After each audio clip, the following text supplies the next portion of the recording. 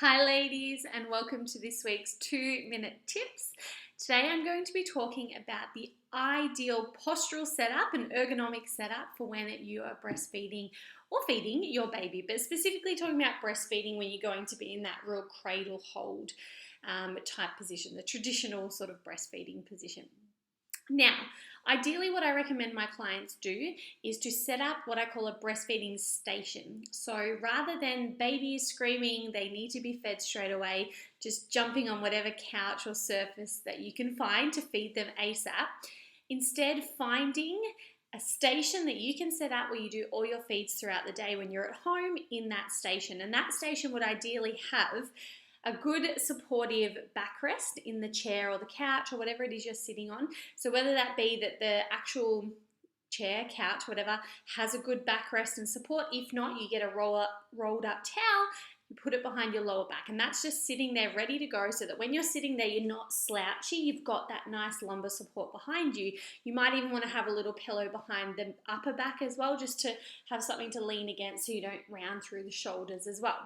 Ideally at that station, you'd also have a drink bottle so that you can take some sips of water. It's a good time to have it stack when you're breastfeeding because you can drink some water.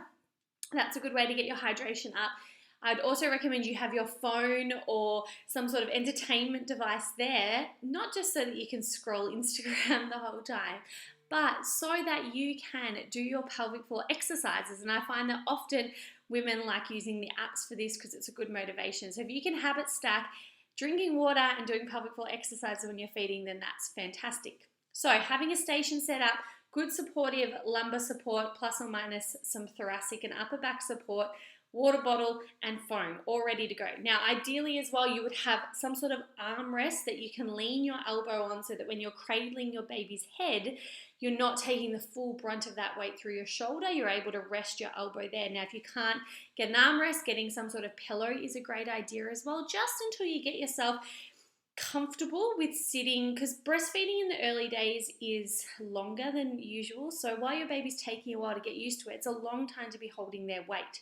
So you don't need the pillow forever. That can be a crutch that doesn't always work for someone, but do have some sort of support under your elbow already set up there ready to go so you don't have to think about it. Now, once baby's latched, I know they're beautiful, but try not to stare down at them like this the whole time because you will get a sore neck. So once they're latched, you're comfortable, lift your head up, do some neck stretches, side to side, around. Do the sniff your armpit one if you can, so pulling down towards your armpit, and really give your neck a chance to stretch in different directions. If you can manage it, a little shoulder roll, but that might be a bit tricky with babies, see how you go.